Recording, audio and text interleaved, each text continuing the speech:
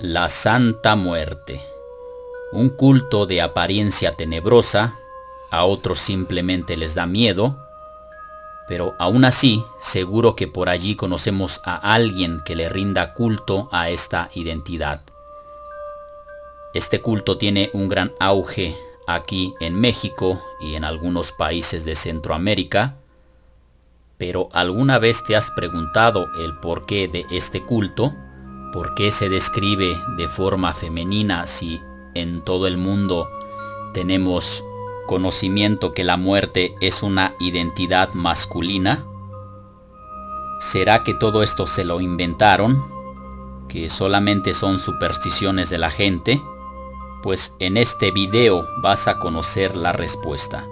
Vas a conocer cómo los dioses antiguos aztecas han tenido una gran influencia desde tiempos pasados hasta nuestra actualidad, y cómo estos dioses pasan de generación en generación, simplemente cambiando de nombres, pero al fin y al cabo siempre han sido los mismos.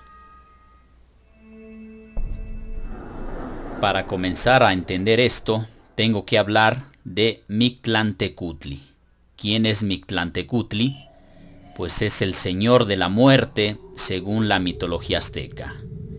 Y el señor de la muerte, según la mitología azteca, tenía su esposa allá en el inframundo. Su esposa era la señora de la muerte, Mictecacihuatl. Estas dos identidades tienen mucha importancia en la cosmología azteca. Estas identidades tienen igual muchísima importancia en el famoso Día de Muertos, ya que el señor de la muerte, Mictlantecutli, era aquel que abría las puertas de las 9 dimensiones para que salieran las almas de los ya fallecidos. Su esposa, Mictecacihuatl, era la encargada de guiar en el mundo de los vivos las almas de los muertos en aquel regreso a este mundo terrenal. La tradición de poner la ofrenda de Día de Muertos es precisamente para que las almas de los ya fallecidos regresen de aquellas dimensiones del inframundo y tengan algo que comer en las moradas de sus familiares. Acabándose esas fechas, el alma del difunto regresará a su respectiva dimensión en la que se encuentre. Pero aún así, las 9 dimensiones del inframundo son solo una parte de la gran cosmología azteca en cuestión a la muerte. Para los aztecas era mucho más complejo que simplemente un infierno y un paraíso.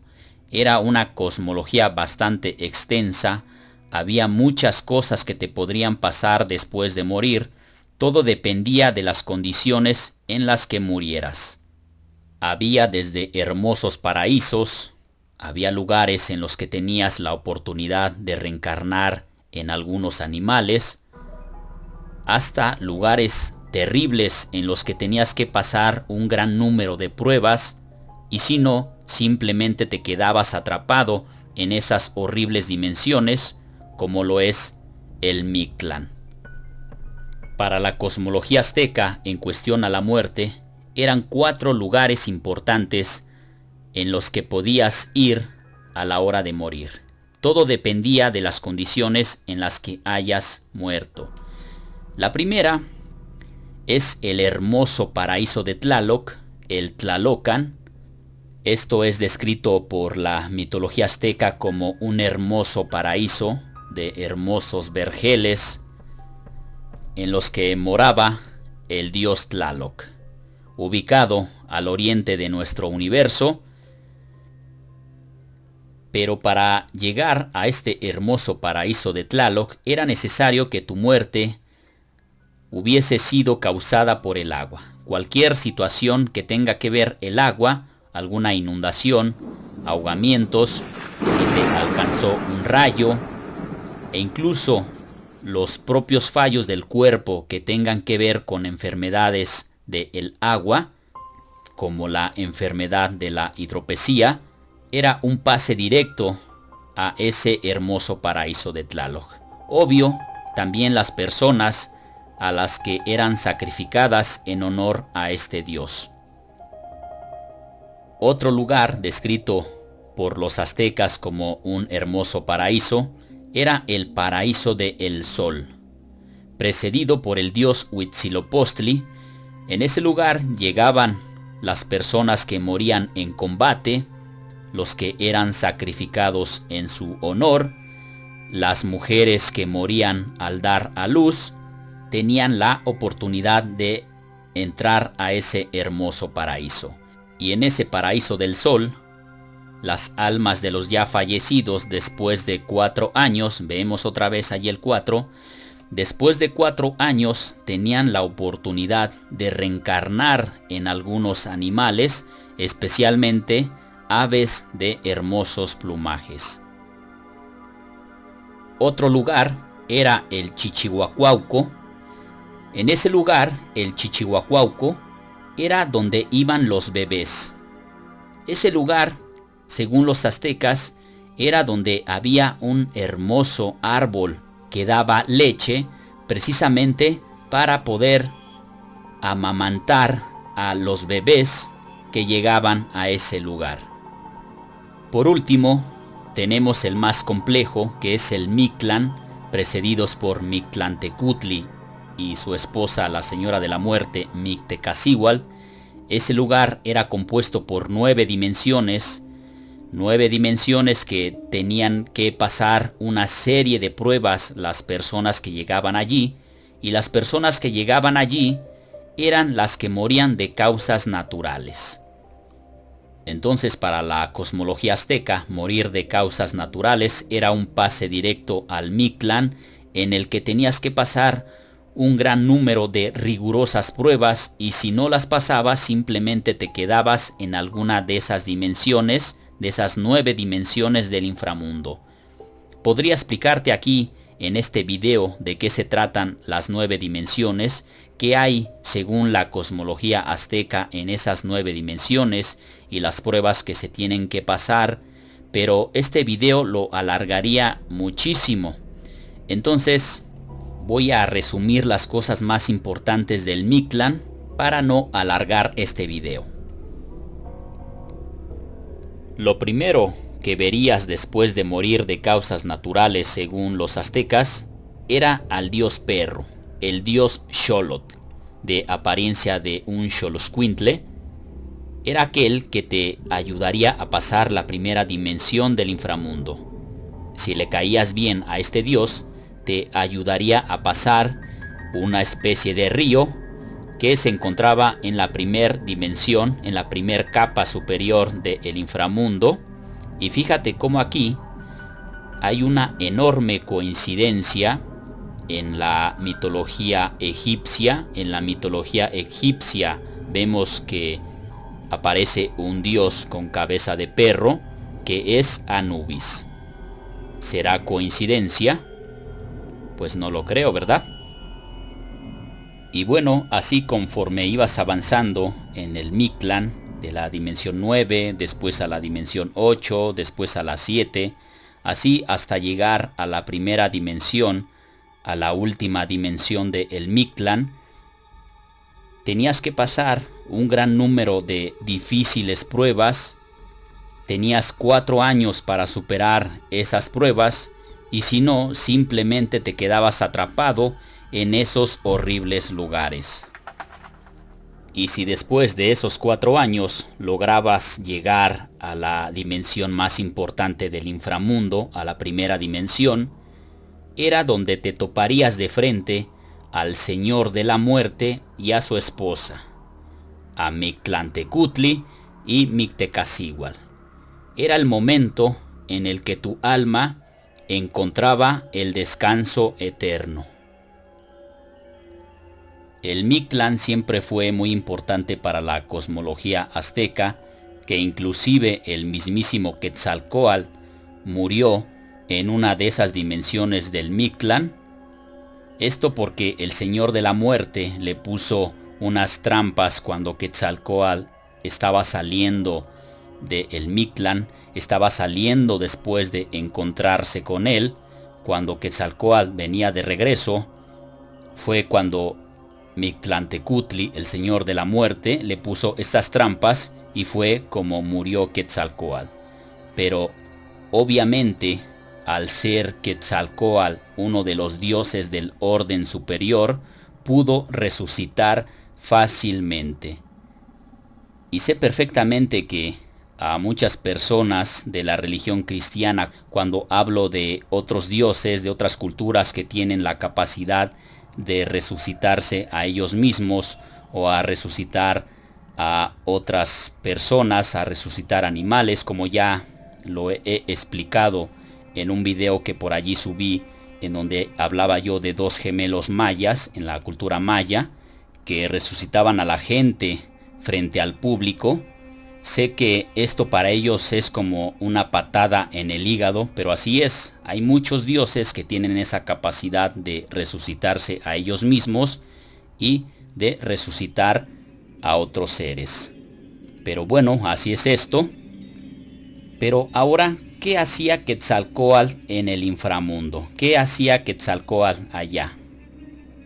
Pues según el creacionismo azteca, después de que los dioses crearon a la cuarta humanidad, la humanidad anterior a nosotros, hecha por Tlaloc, el dios de la lluvia, los dioses se reunieron y decidieron que ya no iban a hacer más intentos de crear a los hombres. Y aquí importante, siempre las decisiones que se tomaban en cuanto a la humanidad, a lo que le iba a pasar a la humanidad, todos los dioses se reunían para decidir qué hacer. Igual como lo vemos en la cosmología maya del Supremo Consejo de Dioses, aquel Supremo Consejo de Dioses que se reúne para saber qué es lo que van a hacer con la humanidad, pues exactamente igual en la cosmología azteca. Los dioses, entonces, después de crear a la cuarta humanidad, decidieron llevarle un recipiente con el que hacían a los hombres. Los aztecas lo describen como un recipiente con huesos. Decidieron llevarle este recipiente a Mictlantecutli para que ningún otro dios se le ocurriera o tuviera la tentación de volver a intentar crear a los hombres. Y pasó el tiempo. Pasaron muchos años según la mitología azteca, pero a Quetzalcóatl se le ocurrió una idea para crear a los hombres. Se le ocurrió una idea para que los hombres salieran mejor a los anteriores. Recordemos que en la mitología azteca nosotros somos la quinta raza creada por Quetzalcóatl. Y cuando Quetzalcóatl bajó otra vez al inframundo a encontrarse con Mictlantecutli, el Señor de la Muerte ya no le quería dar los huesos para crear a los hombres. Mictlantecutli le puso una serie de pruebas a Quetzalcóatl. Estas pruebas, obviamente, Quetzalcóatl, al ser un dios del orden superior, las pasó todas, pero cuando iba saliendo ya del inframundo, unas trampas precedidas por el Señor de la Muerte, detuvieron su camino. Quetzalcóatl había caído en una especie de precipicio allá en el inframundo, en una de las dimensiones del inframundo, y fue cuando murió. Aunque afortunadamente, como te digo, Quetzalcóatl, al ser un dios del orden superior, allí mismo se levantó, resucitó y salió de el Mictlán. De allí, por ejemplo, vemos en el Códice Borgia, vemos una imagen en donde está Quetzalcóatl y el Señor de la Muerte, Mictlantecutli, están allí sentados, y es una representación del día. Las 12 del día es Quetzalcóatl y las 12 de la noche es Mictlantecutli. Es la representación de la vida y la muerte. Quetzalcóatl es la vida y la muerte es Mictlantecutli. Vemos entonces que el inframundo o el Mictlán es un lugar bastante difícil de entrar y peor de salir. Justamente como lo vemos en otras culturas, por ejemplo en la cultura maya. En la cultura maya es el Xibalba, un lugar igual bastante difícil de entrar o de salir. Y en la mitología sumeria también tenemos el inframundo, en donde incluso la misma diosa Inanna murió, pero que afortunadamente fue resucitada por el dios Enki, que a estas alturas pues ya sabemos perfectamente que el dios Enki sumerio es el mismísimo Quetzalcóatl de este lado del mundo. Lo que sigue ahora es decirte quiénes son estos mismos dioses, quiénes son Mictlantecutli y Mictecacihuatl en otras culturas. Esto lo hago porque mucha gente cree que todo esto simplemente son mitologías absurdas, que no tienen ningún sentido, que esto se lo sacaron de la imaginación, pero no es así. Estas mismas identidades aparecen en otras culturas, de otras civilizaciones, del otro lado del mundo, que no tenían ninguna clase de contacto las unas con las otras. Y así, como ya he explicado en otros videos en donde aparecen esos tres mismos dioses en todas las mitologías, esos tres dioses que por ejemplo en la Biblia los conocemos como la Santísima Trinidad del Padre, el Hijo y el Espíritu Santo.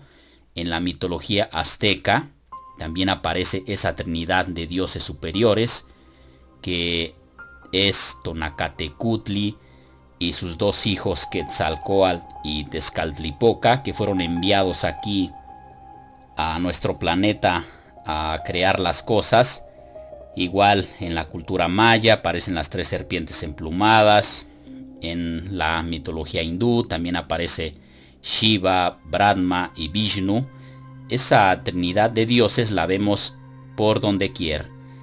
Y por supuesto que en la mitología sumeria pues también vemos esa trinidad de dioses que son Anu, Enki y Enlil. Y precisamente voy a comenzar con la mitología sumeria. Te voy a decir quién es quién en la mitología sumeria. El dios del inframundo en la mitología sumeria se llama Nergal. Y curiosamente Nergal también tiene su esposa en el inframundo, que es la diosa Ereshkigal. Entonces allí tenemos otra vez a Mictlantecutli y Mictecacihuatl, solo que con distintos nombres, como Nergal y como Ereshkigal. En la mitología sumeria, la diosa Ereshkigal es hija del dios más importante, que es Anu, y también es hermana de otra diosa muy importante en la mitología sumeria, que es Inanna, la cual los acadios la bautizaron como Ishtar, como la diosa Ishtar. Entonces Inanna e Ishtar son la misma identidad y es hermana de Ereshkigal. Esta diosa de Inanna o Ishtar fue para los sumerios la reina del cielo. También fue relacionada como la diosa Venus. Y a veces hay una pequeña confusión en esa imagen que estamos viendo justamente ahora en pantalla, porque a veces nos la presentan como Ishtar, a veces nos la presentan como Ereshkigal y a veces nos la presentan como la demonio Lilith. Entonces, sus potestades de estas diosas, de estas dos diosas hermanas, Ereshkigal e Inanna, no tienen nada que ver una con la otra, porque una es la reina del cielo y la otra gobierna el inframundo junto con su consorte, que es el dios Nergal. Y ahora que he tocado el nombre de la demonio Lilith, vamos a ver, ahora vamos a echar un vistazo a la religión judía para que veas cómo vuelven a aparecer estas dos identidades del inframundo. La religión judía sabemos perfectamente que es una religión 100% monoteísta, que para ellos no existe el diablo, porque según la religión judía o lo que creen los judíos, es precisamente lo que, por ejemplo, leemos en la Biblia. Puedes checar tu Biblia, busca Isaías 45:7 y dice lo siguiente: yo formo la luz y creo la oscuridad, construyo la paz y creo la desgracia. Yo, el Señor, hago todo eso. Entonces, para los judíos no hay una imagen clara del diablo. Para los judíos, Dios es el que hace todo, ya sea el bien o el mal. Pero aún así, en la religión judía, Dios eligió a uno de sus ángeles para que recogiera las almas de los ya fallecidos, y se trata de Samael, de el ángel Samael. Es por eso que en muchas ocasiones vemos una representación de la muerte que tiene alas, y es precisamente esta identidad. En las creencias judías, Dios manda a este ángel de la muerte, a Samael, a recoger las almas de los vivos. Y ahora, curiosamente, también el ángel de la muerte, Samael, tiene su esposa, que es la demonio Lilith, que es la mismísima Ereshkigal de la que hablaba hace un rato, o en la mitología azteca, son exactamente las mismas identidades, solo que con distintos nombres. Si tú que estás viendo ahora este video eres devoto de la Santa Muerte, o eres devoto de cualquier otra identidad o de cualquier otro dios, mi objetivo no es hacer que dejes de invocar a estas identidades. El objetivo de mi canal aquí en YouTube, en algunos de mis videos, es simplemente decirle a la gente que todas estas identidades que conocemos siempre van a aparecer en otras culturas. He explicado en otros videos por qué la mayoría de todos estos seres que conocemos como dioses tienen un origen extraterrestre y otros tienen un origen más bien intraterreno, pero casi en su mayoría son extraterrestres.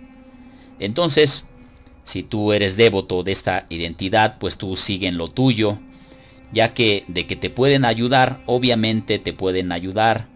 Estos seres tienen una tecnología extremadamente avanzada, que para nosotros esa tecnología son milagros.